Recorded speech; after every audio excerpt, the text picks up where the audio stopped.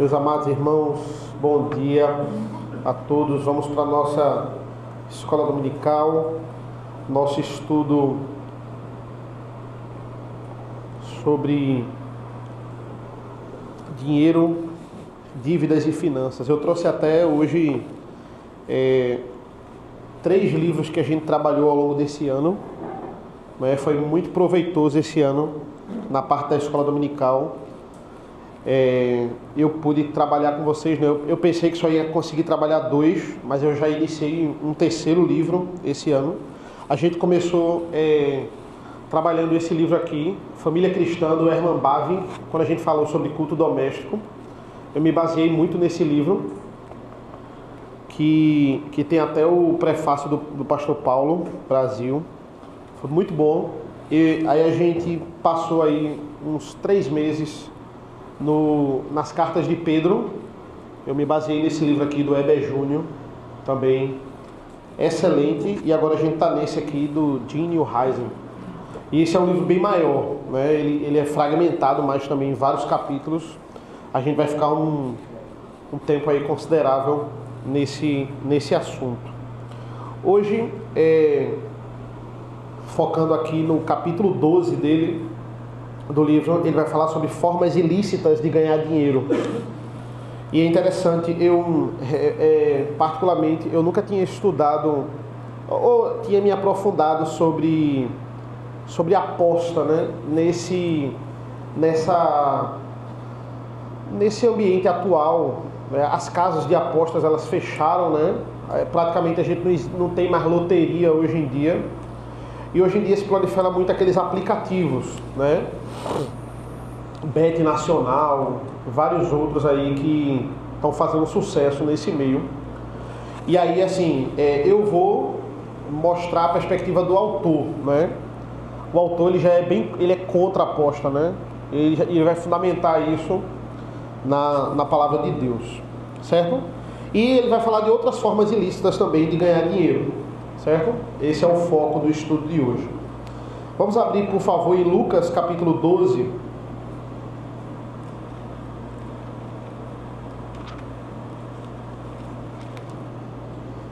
Lucas 12, 15.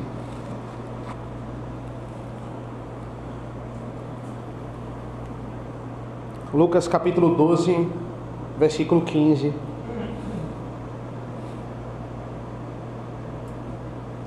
Ele vai dizer assim: então lhes recomendou: tenham cuidado e não se deixem dominar por qualquer tipo de avareza, porque a vida de uma pessoa não consiste na abundância dos bens que ela tem. O autor, vamos orar, né? Primeiro começar orando. Senhor nosso Deus, nosso Pai, nós te agradecemos pela leitura da Tua Palavra, te agradecemos pelo culto que nós participamos nessa manhã. Abençoa as nossas vidas, esteja conosco, trabalha no nosso coração. Abençoa-nos, Senhor. Esteja sempre conosco e nos abençoa agora para que possamos crescer cada vez mais na Tua santa e rica palavra. Em nome do Teu Filho amado Jesus. Amém. Amém. No início do capítulo 12 do livro lá, do Daniel Heisen, ele conta uma história muito interessante. Ele conta a história de Grace e Gil. Esse casal, né, esse rapaz, ele trabalhava, mas aí ele perdeu o emprego, só que ele não contou para a esposa. Ele começou a ler livros de apostas e ele saía todo dia na hora do trabalho e voltava na hora de largar. E ele passava o dia todinho apostando. Mas chegou um momento em que ele começou a se dar mal nas apostas. Ele começou a tirar algumas coisas dentro de casa e ela começou a suspeitar. E o ápice para ela descobrir foi a fatura do cartão de crédito. Quando ela viu a fatura, tinha lá milhares de dólares em apostas.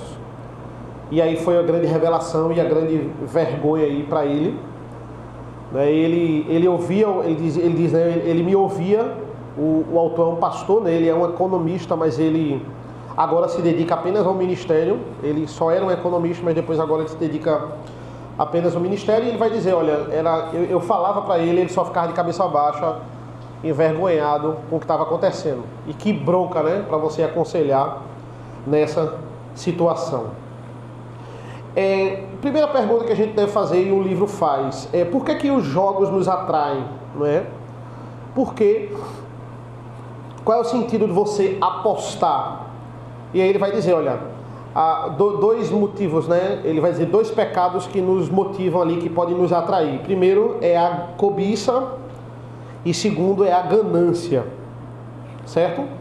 E ele fala agora de jogos de azar para mostrar o seguinte, ele diz, olha, eu estou sempre construindo que a forma lícita de você ganhar dinheiro é trabalhando. É assim que Deus estabeleceu. É do suor do seu rosto. É você construindo aquilo ali. Ele já deixou claro, não tem problema você ser rico. Não tem problema você ganhar muito dinheiro. Contanto que aquilo ali seja fruto do seu trabalho. Certo? Se você trabalha com inteligência e fez do seu trabalho uma forma de ganhar muito dinheiro, não é pecado. Para agora combater, no caso aí, a aposta, né? Os jogos de azar. Então ele diz que 2 coisas motivam os jogos de azar. Primeiro é a cobiça, é você olhar aquilo ali e dizer, poxa, uma forma fácil de eu ganhar dinheiro. E outra forma é a ganância, né? Cobiça e ganância, ele vai trabalhando nesses dois pecados, ok? Por que nós somos atraídos, né, por exemplo, a apostar na Mega Sena, na Mega da Virada? Hoje em dia é tão fácil, né? Antigamente você tinha que ir na casa lotérica, riscar lá. Hoje em dia é um aplicativo. Hoje em dia a gente ouve aquelas reportagens de... O cara, todos os garçons, quem não viu essa reportagem, né? Todos os garçons apostaram na Mega da Virada, só um não apostou, né? Aí depois vai dar entrevista, né? E aí, o que é que você achou? O cara tá lá no restaurante, todo mundo pediu demissão e tá todo mundo milionário. Você diz, caramba, eu não dei R$10 para ajudar aí na aposta e agora eu tô aqui e tá todo mundo... Imagina a situação dessa pessoa. Você olha assim, depois dessa reportagem, todo mundo que quer fazer vaquinha com você no Mega da Virada, você dá um jeito de participar. De caramba, a pessoa da empresa, vai todo mundo embora, só vai ficar eu, né? É complicado, é uma tentação muito pesada. Ok? Quando a gente vê Lucas, né? Ele vai dizer, olha, não se deixe dominar por qualquer tipo de avareza.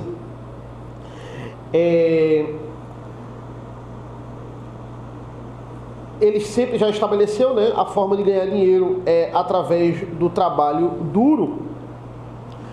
Com o tempo, ele já disse isso nos capítulos anteriores, quando você trabalha duro, mas se você faz isso com inteligência, né, a probabilidade é que você vai, e ele falou isso, né, tornar o seu trabalho mais valioso. Quantas propagandas de dinheiro fácil a gente tem ao longo da nossa jornada, né, da nossa caminhada? Várias propagandas, e quantas pessoas perdem dinheiro com isso, certo? O autor, ele vai dizer, né, torne o seu trabalho valioso, só mesmo por meio de muito trabalho. Ele traz uma pesquisa muito interessante no livro. Ele vai dizer o seguinte, ele não fala do Brasil, porque ele é norte-americano e ele é um economista norte-americano. Ele vai dizer o seguinte, olha, foi feito no ano, eu esqueci o ano que ele fala no livro, mas ele dá todos os dados. Ele vai dizer o seguinte, olha, a gente fez um apanhado aqui da classe social das pessoas que apostam. E as pessoas de classe média baixa, apostam muito mais do que os ricos, muito mais. Ele vai dizer assim, ó, se a gente pegasse o valor por ano, desse ano que ele fez, de dólares em aposta, e dividisse para o pessoal de classe média baixa, é como se cada pessoa, classe média e classe média baixa, apostasse $412 por ano. $412 por ano. Eu não vou nem converter em Brasil, né? Principalmente depois dessa semana, né? Mas, para real, né? Mas ele diz, ó, 412, se assim, ó, todos eles apostaram, dividindo esse dinheiro igual para todo mundo, $412. E ele fez com classe média alta e rico. Ele vai dizer para os ricos $105 por ano, né? Se a gente fosse dividir, ele diz, é inegável. Quem sustenta essa pirâmide de aposta é o pobre. É aquele que não tem condição de apostar, mas ele vai lá e aposta. É mais que o triplo da estatística do rico. certo? A estatística do pobre. E como é que funciona o jogo de azar? Ele é psicologicamente viciante. Ele vai explicar isso. A propaganda dele é para lhe viciar. Ele é vendido para lhe viciar, para manter você naquilo, certo? É o tipo de frase que mostra assim, você pode ser o próximo, né? Olha, se você não jogar, você não tem chance de ganhar. Só joga, né? Quem aposta, quem vai lá e contribui. Né? Isso aí, eu ainda peguei nos 3 primeiros anos de casamento, a ideia de você ir para a loteria pagar uma conta. Você enfrentar a fila na lotérica para pagar uma conta. Né? Depois, agora acabou isso, né? Agora é aplicativo de banco, acabou. Você não vai mais na loteria para nada. Mal tem loteria, né? Tem uma no shopping, aí vai. E aí, geralmente, quando você está no meio da loteria, você diz, a Mega acumulou, né? Aí ele botava assim um cartaz bem grande, acumulou. Isso aí atraía mais você. Às vezes, quando eu ia lá, eu fazia uma aqui em Setúbal, ela até fechou já. Toda vez que eu ia lá, final de ano, cara, vamos fazer uma fé hoje? Vamos botar uma fezinha hoje, meu patrão, né? Aí dizia, não, eu só quero pagar a conta mesmo. Vai lá, ó, vai sobrar esse troco aqui, vamos fazer uma fé? Então, é claro, eles ganham comissão por isso, né? Eles ficam atraindo você para apostar. Outra coisa que a Bet Nacional está fazendo agora, por exemplo, ela fica dizendo o seguinte, olha, a gente está pegando esse dinheiro para ajudar instituições carentes. Agora que a gente está legalizada, né? A Bet Nacional agora está legalizada, não tem problema nenhum, tá tudo certo. Então eles estão incentivando agora, olha, a gente está pegando uma parte desse dinheiro e até o próprio governo incentiva isso. Você tem isenção fiscal se você ajudar instituições que o próprio governo tem que sustentar. Isso grandes empresas sempre fazem. E eles estão dizendo, e essa é uma forma de atrair as pessoas a apostarem. Dizer assim, ó, eu não estou apostando agora só para ganhar dinheiro, estou apostando para ajudar a instituição carente, porque o lugar onde eu aposto ajuda a instituição carente. Né? Então a ideia é essa. Eles começarem a dizer assim, não é só para você ganhar dinheiro, a gente também está ajudando. Imagine o país ser ajudado, né, por essas casas de aposta. Qual é o problema nisso? Agora pense para o outro lado. Pense numa outra perspectiva. E aquela pessoa pobre, que ela não pode tirar o dinheiro dela para apostar, ela tira da conta de luz, que ela acha que ela vai ganhar o dobro, para justamente apostar. E aí ela está tirando alimento dos filhos, ela está tirando... Porque ela tá acreditando naquilo. E ela é viciada, ela vende imóvel dentro de casa para apostar. Tem gente que é viciada nisso aí. Porque é um esquema que é feito para ser viciante. Certo? Então assim, pode alguma coisa boa sair disso? Né? Quando a base é uma pirâmide financeira. Termina que é isso, né? Tem um capítulo que ele só fala de pirâmide financeira. Agora ele só está falando de aposta. Depois ele vai falar de pirâmide financeira também. Marketing multinível, né? Que é o nome mais bonito para falar. Certo? Mas ele vai dizer, olha, será que isso aí, né? Será que o cristão... Aí ele confronta a gente pode participar disso? Né? Por exemplo, o rico, ele vai tirar do dinheiro dele que não vai fazer falta. Tudo bem, ó, o pobre é uma coisa, mas eu sou rico. E eu estou tirando e aquilo ali não vai me fazer falta, digamos assim. Será que ele, como cristão, ele pode participar disso, né? Quando o rico ganha e ele mostra que ganha, ele é mais uma propaganda para o pobre que quer ganhar dinheiro sem trabalhar. A ideia é essa. Essa é a maior motivação, pelo menos da pessoa que não tem condições de tirar e ela tira. Mas não, é uma oportunidade de eu ganhar dinheiro sem eu fazer o esforço. Por isso que ele vai dizer, ó, a avareza e a cobiça é a base desse sistema. É a base desse sistema de aposta. Certo? Sem contar, ele vai dizer, todas as vezes que a gente vê um grande acontecimento de tráfico de drogas, de tráfico humano, de roubo, que sempre tem alguma casa de aposta envolvida nisso. Isso acontece também. O autor ele fala de uma coisa muito interessante. Ele vai dizer assim, ó, você nunca ganha quando você aposta. Nem quando você ganha, você ganha. Aí ele diz, em primeiro lugar, você não ganha porque você Quando você não ganha, você está mostrando descontrole financeiro, porque você simplesmente está jogando dinheiro fora quando você não ganha, né? Isso aí é óbvio. Mas quando você ganha, veja, ele diz isso, né? Para você ganhar, alguém tem que perder dinheiro. Isso é aposta, né? Se você ganha, você está tirando de alguém. Não importa. Aí você pode chegar para mim e indagar, como o autor vai indagar, certo? Mas todo mundo que está jogando é vacinado. Todo mundo que está jogando sabe que pode perder. É a responsabilidade. Se você apostou, você sabe que você pode perder. E eu ganhei. De fato, para eu ganhar, alguém tem que perder. Mas agora pense como um cristão. Será que é lícito, né? Será que biblicamente eu posso dormir tranquilo, sabendo que eu estou recebendo um dinheiro de provavelmente famílias que estão desgraçando a vida porque simplesmente eu estou alimentando esse sistema? É isso que ele vai confrontar. No final, você está tirando sempre de alguém que não pode apostar. E se você aposta, você está incentivando isso, né? É como se você se tornasse cúmplice. No final, você virou um cúmplice desse jogo sujo. Ele vai dizer, né? Veja aqui Provérbios 10, por favor, irmãos. Abra aí comigo, Provérbios 10, 2.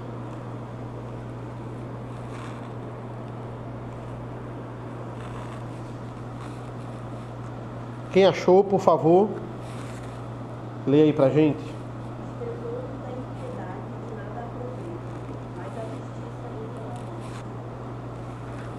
Tu lê de novo, só mais um pouquinho mais alto, eu tô meio surdo hoje. Os tesouros da impiedade de nada aproveitam, mas a justiça. Os tesouros de impiedade nada tem proveito, mas a justiça nos livra da morte. O Salmo 62, 10 diz assim: não confiem na opressão, nem ponham falsas esperanças na rapina. Se as riquezas de vocês aumentam, não ponham nelas o coração. Provérbios 23, 4 e 5 vai dizer assim: 23, 4 e 5. Não se fatigue para ficar rico, não aplique nisso a sua inteligência. É interessante, né? O que o autor está dizendo é: seja inteligente para o trabalho. A consequência disso talvez seja você ganhar dinheiro. Seja diligente nisso. Mas não coloque a sua inteligência em ganhar muito dinheiro. É isso que o provérbio está dizendo, né? Não se fatigue para ficar rico. Não aplique nisso a sua inteligência. Você quer pôr os seus olhos naquilo que não é nada, porque certamente a riqueza criará asas, como a águia que voa pelos céus. O autor diz assim: quem não sabe ganhar, não sabe manter. Na maioria das vezes, a mesma facilidade que essas pessoas ganham esse dinheiro é a mesma facilidade que elas perdem esse valor. Provérbios 28, 22 vai dizer assim: o ganancioso corre atrás das riquezas, mas não sabe que a pobreza há de vir sobre ele. Aí você pode perguntar assim: mas eu não posso apostar só por diversão, não é? Assim, eu separo um dinheiro meu que não vai me fazer falta e eu vou lá e aposto. Esse dinheiro, pastor, não vai me fazer falta. É o dinheiro que eu tenho, que tenho muito dinheiro, não vai me fazer falta. Primeiro, como é que você sabe que não vai lhe fazer falta? Né? Essa é a primeira indagação. Você sabe o futuro, né? Você sabe todas as circunstâncias da vida. Você tem garantia que nunca vai faltar dinheiro na sua vida? A gente não sabe. Ele já disse sobre isso, né? A gente não tem esse controle. Como é que você sabe que não vai fazer falta? Não sabe. Pode ir embora, pode acontecer tanta coisa, e você um dia precisar desse dinheiro. Então a gente não tem essa garantia que esse dinheiro vai fazer falta. Segundo, é a mesma coisa. Se esse sistema, ele em si, se a cobiça e a avareza é a base desse sistema, necessariamente É a mesma coisa de você estar perguntando assim: eu posso adulterar só por diversão? Né? Eu posso mentir só para brincar? Eu posso roubar só para tirar uma onda? Esse é o cerne disso aí. E outra coisa muito interessante, só para esclarecer, investimento no sentido de investir na bolsa é diferente de jogo de azar, certo? Ele deixa isso claro e depois ele vai falar um capítulo só sobre isso. Ele vai dizer, veja, você pode indagar, não, mas não é um tipo de aposta, não é? Você está pegando o seu dinheiro e você está correndo o risco ali de você perder esse dinheiro. Você está apostando naquela empresa, digamos assim, que você está fazendo. Não é um tipo de aposta? Não. O investimento, ele vai deixar claro, e ele é um economista, né? Ele vai dizer o seguinte, é uma aplicação do seu dinheiro a longo prazo. Geralmente, quando você vai investir numa determinada empresa, você tem que estudar aquela empresa, você tem que ver como é que ela está economicamente, entendeu? Você vai trabalhar de alguma forma, para quê? Não para apostar e confiar no acaso.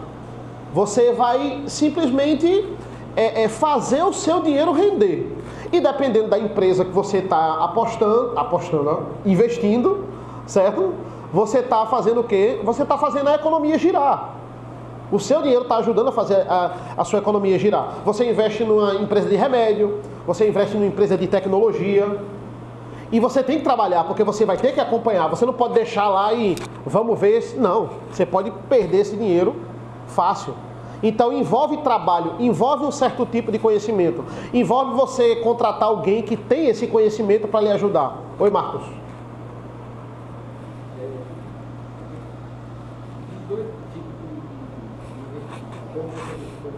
Sim.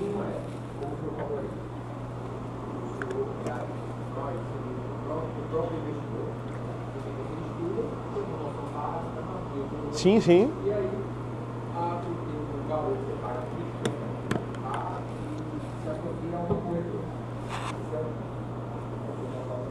Sim, sim. E o outro é, você tem investidor, você dá o seu dinheiro para ele investir, Sim. e dá um percentual de acordo com o rendimento. Sim, sim. O acompanhamento é feito por ele. Por ele. Nós acompanhamos o rendimento e ele nos traz, por exemplo, aí passou um mês, aí tem um contrato, né? Com esse investidor profissional. Sim, sim. E você faz seu dinheiro render, e aí, como é que vem isso aí? Então, isso aí, você está terceirizando um trabalho que você poderia fazer, você está contratando alguém para fazer. Eu me lembrei disso na vida, né? O talento, né? O Aham. viagem, né? E bota ali um administrador. Né? Sim, sim, E sim. esse administrador contrata e paga um valor X por tantas horas, né? Isso. Veja, isso... Aí tem valor. O que eu quero dizer Sim, sim, sim. existe um profissional para isso. Não, existe, é uma pessoa que trabalha só nisso. Você está confiando nela para acompanhar o seu dinheiro e fazer ele render. E ele vai tirar um percentual nisso aí, é o pagamento dele. Douglas, ele vai abrir uma... É a mesma coisa de empreendedorismo. Ele vai abrir 2 filiais. Ele vai abrir uma aqui e outra lá em Casa Amarela. Não é um risco ou não é um risco? É um risco. Né? Mas isso não está caracterizado como aposta. Mas é um risco. Pode dar certo como não pode dar. E ele vai confiar em pessoas que vão administrar lá. Ele está confiando. É o dinheiro dele nessas pessoas. Porque foi ele que investiu. Entendeu? Isso aí é lícito. Isso aí pode ser feito. Né? Ele não está... eu vou pegar meu dinheiro e vou jogar aqui ao Léo. Não, ele com o trabalho dele, ele quer fazer o dinheiro render. Pode dar certo ou pode não dar. Mas ele está investindo o quê? O trabalho dele.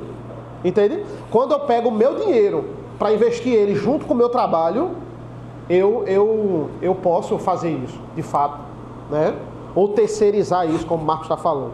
Então, a aposta, certo? ela está diretamente tirando para aquela pessoa, de fato, né? Alguém teve que perder. Para um ganhar... Vai lhe dar esse Isso. Para um ganhar, o outro vai ter que perder. É impossível ninguém perder, né? Não tem como.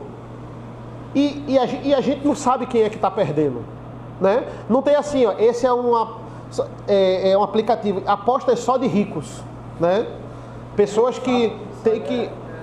Uma massa, ela é formada por povo mesmo de fato, porque eles têm outra expectativa, né? Isso. Ele vê o que não consegue ver financeiramente com seus próprios talentos, Aham. na sua própria perna, então ele vai procurar um jeito mais fácil, né? Teoricamente. Exatamente. Veja, a Bíblia, ela está sempre conduzindo você a mostrar o seguinte, olha, você não vai conseguir ficar rico do dia para a noite, não tem como. Isso aí é tentação. E olha, é só a gente passar meia hora no Instagram que vai ter um bocado de oferta para você ficar rico de um dia para a noite. Isso é utopia, não tem como. Ah, Eduardo, mas e o herdeiro? O herdeiro já nasceu rico, mas como eu já disse aqui, se ele não arranjar formas de manter aquilo que ele recebeu com trabalho duro, ele vai colocar tudo a perder. A geração dele pode até ficar abastada, mas as próximas vão acabar. Porque o dinheiro só é mantido da forma bíblica com trabalho duro. Não é? O mundo está aí, cheio de influenciadores, cheio de pessoas que olha como eu ganhei dinheiro fácil, para enganar a gente de fato. Provérbios, ele vai muito nessa linha, né? Veja aí, ó, o próprio capítulo 28, que a gente estava, versículo 20. Provérbios 28, 20. Vai dizer assim, ó. O homem fiel será acumulado de bênçãos, mas quem tem pressa de enriquecer não ficará sem castigo. Ela está mostrando, ela é contra essa ideia de dinheiro fácil. Versículo 19. O que lavra a sua terra, ainda do 28, terá pão em abundância. Mas quem corre atrás de coisas sem valor se fartará de pobreza. Oi. Rifa.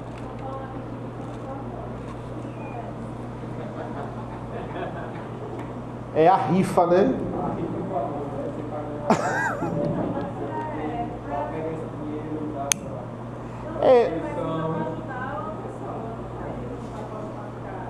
Não, eu assim, pronto, tá aí uma coisa que eu não tenho tanto conhecimento. Eu não vejo problema em rifa se você souber a real motivação da rifa.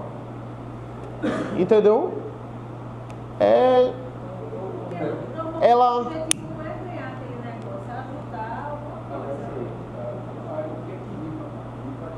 por exemplo, teve uma vez que Muribeca quis trazer uma rifa aqui para a igreja e Paulo Brasil não deixou. Ele nitidamente não deixou. Ele disse, ele diz que isso entra no rol de jogos de azar, né? Oi, Marcos, diga.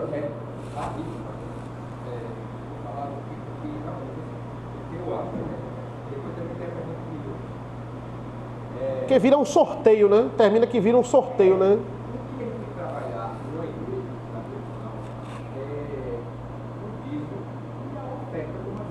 Sim. Foi exatamente o que ele falou. Ele disse, junta o povo, oferta para...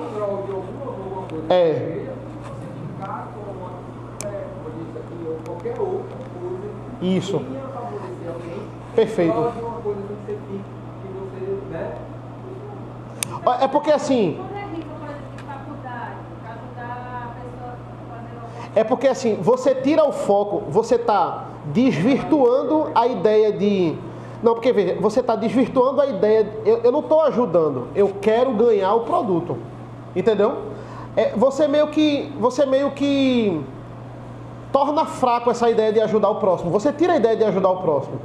Não, eu quero ganhar o produto. Eu não estou ajudando só para ajudar. Então, no caso, dentro da igreja, convém. Eu acho que também fora. Eu acho que fora também não. Para ajudar uma festa na faculdade, por exemplo. Aham. Eu vou ajudar uma festa, eu vou ajudar alguma coisa, então dentro do Hoje em dia tem vaquinha online, tem tanta coisa que pode ajudar. Aí tem vários formatos, né? Isso aí eu nunca pensei também não, eu pensei Dentro da igreja, Um momento para a igreja, não dentro fora. É uma coisa a se pensar. Eu não sei se ele fala sobre rifa, ele fala sobre tanta coisa nesse livro. Diga, Igor. Festa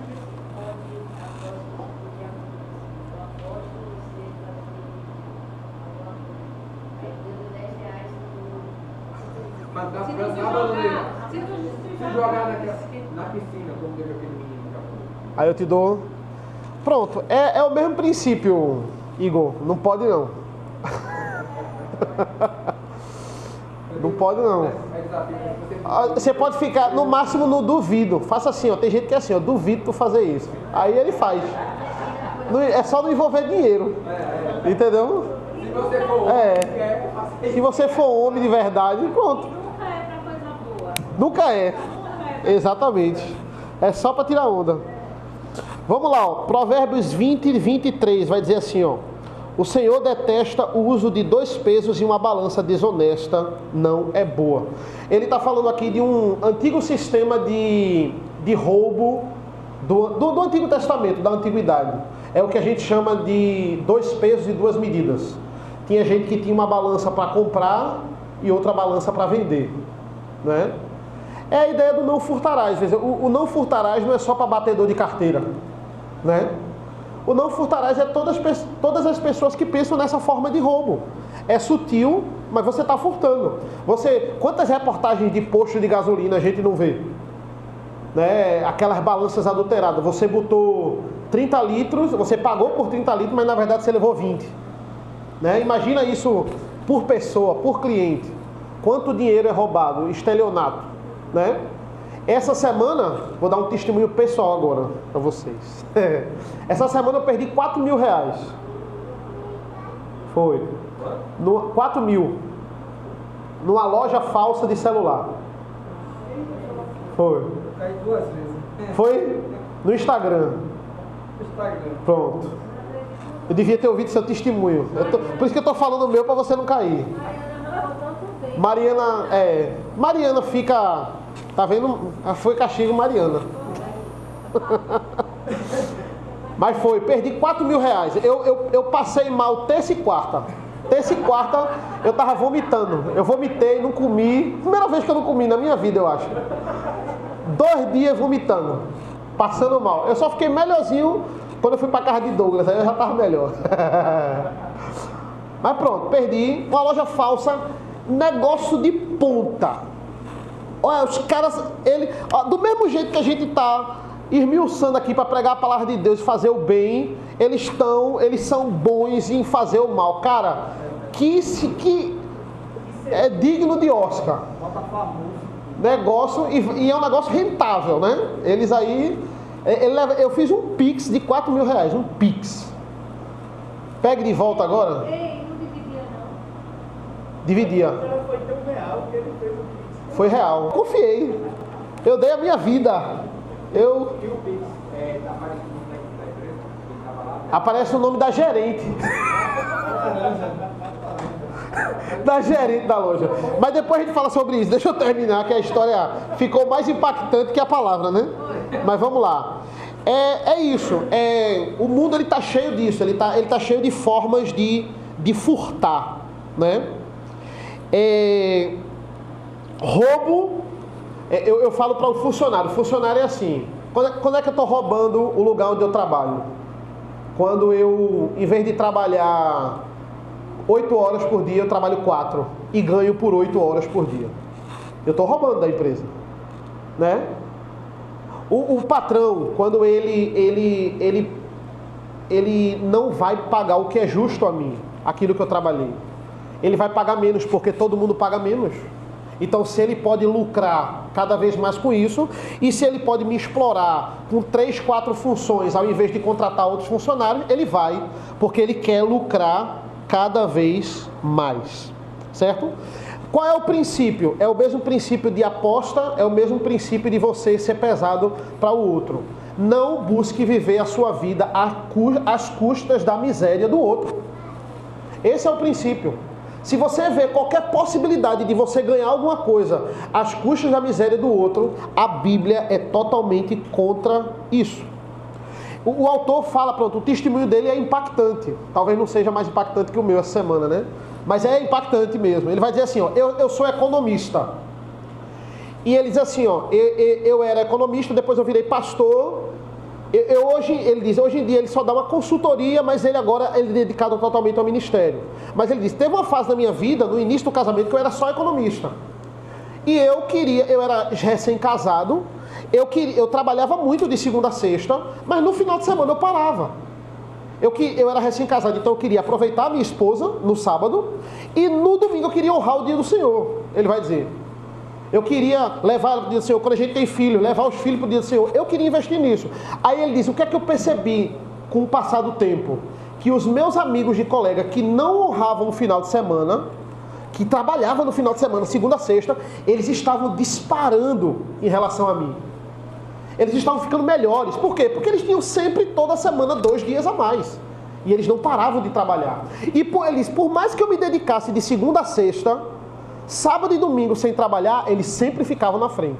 Eles estavam recebendo mais propostas, eles estavam ganhando mais dinheiro do que eu, não importa o quanto eu trabalhasse. E eu não abria mão, porque eu honrava o dia do Senhor e eu queria desfrutar da minha família. Eu disse, tem que ter um tempo para parar. Aí ele diz, depois de um tempo os efeitos colaterais vieram. O meu chefe, ele vai dizer, né, o meu chefe e o chefe do meu chefe, os dois em processo de divórcio. O meu colega de trabalho teve um ataque cardíaco. Né? Por quê? Porque tornou o trabalho o Deus dele. A ideia é essa, né? Ele vai dizer, olha, a conta vem, a conta chega, não importa. Se você pegar qualquer coisa e colocar no lugar de Deus, incluindo o trabalho, a conta um dia ela vai chegar. Sem contar os problemas espirituais que essas pessoas estavam tendo. Né? Eu sempre lembro de Eclesiastes, quando eu falo sobre trabalho. Eu queria que a gente abrisse aí, só para a gente finalizar, 2 versículos. Eclesiastes 4, 8.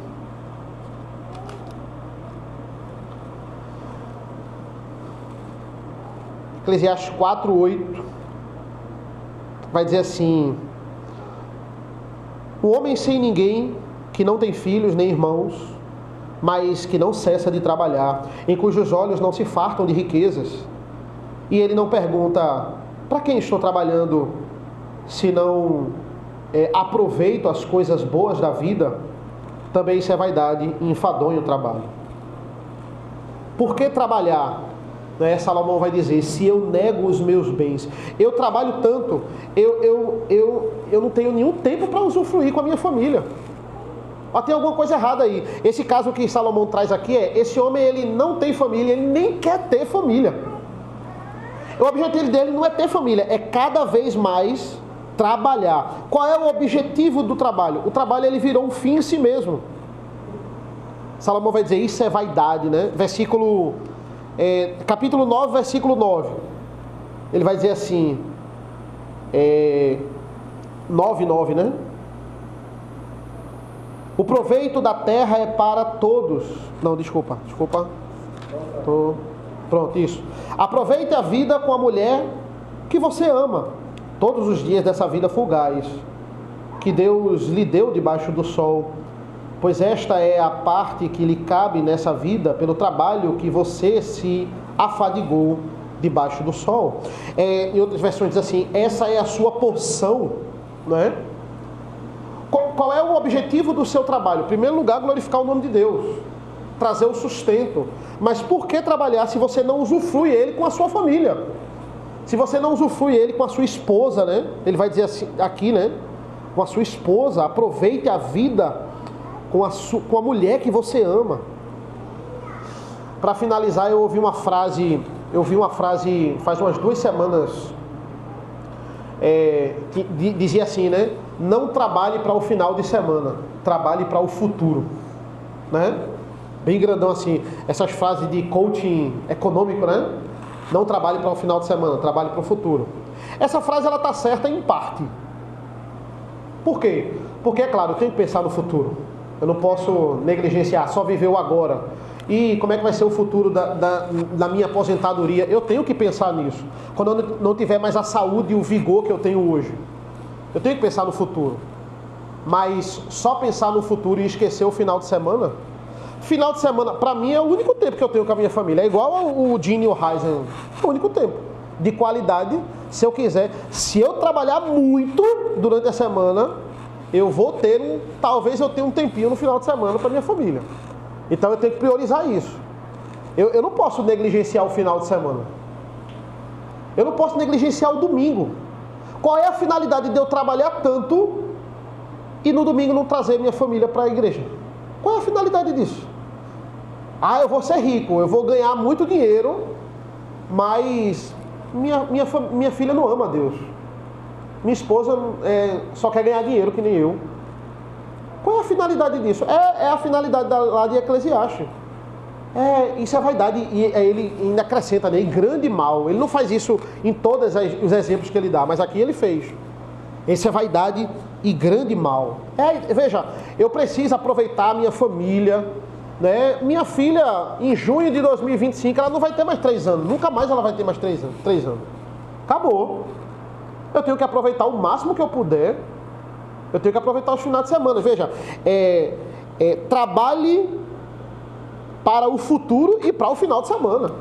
Trabalhe para o futuro e trabalhe para o presente.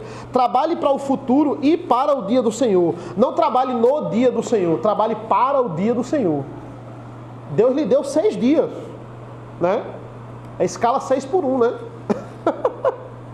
né? É escala 6x1. Tá errado essa dos amigos do autor, né? 7x0 tá errado.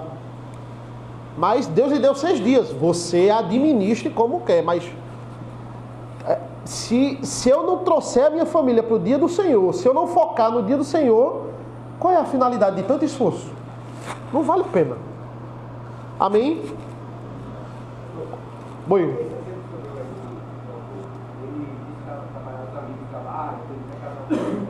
Isso. Isso, era uma empresa de economistas. Aí, se for caso, Deus, né? Deixa isso e acontecer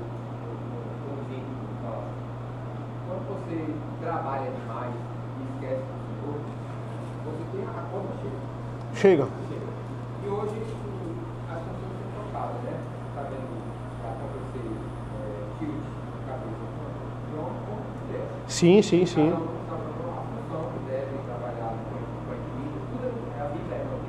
Sim, sim, sim.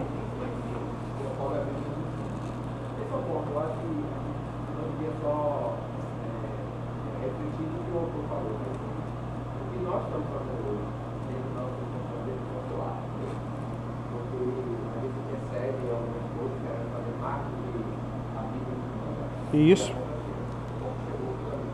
Não chegou. Ele diz, olha, foi uma desgraça. Quando eu fui ver depois, todos os males aí, ele disse o que tinha de divórcio depois. É isso aí. Amém, meus irmãos, vamos orar. Senhor nosso Deus, nosso Pai, nós te agradecemos por esse estudo. Nós te agradecemos porque, como a tua palavra nos ensina como viver a vida e aplicar, né, e passar para os nossos filhos a forma correta. Embora muitas vezes, muitas coisas aqui nós caímos, mas nós temos a oportunidade de instruir os nossos filhos para que eles vivam melhor cada vez mais e passar isso de geração em geração.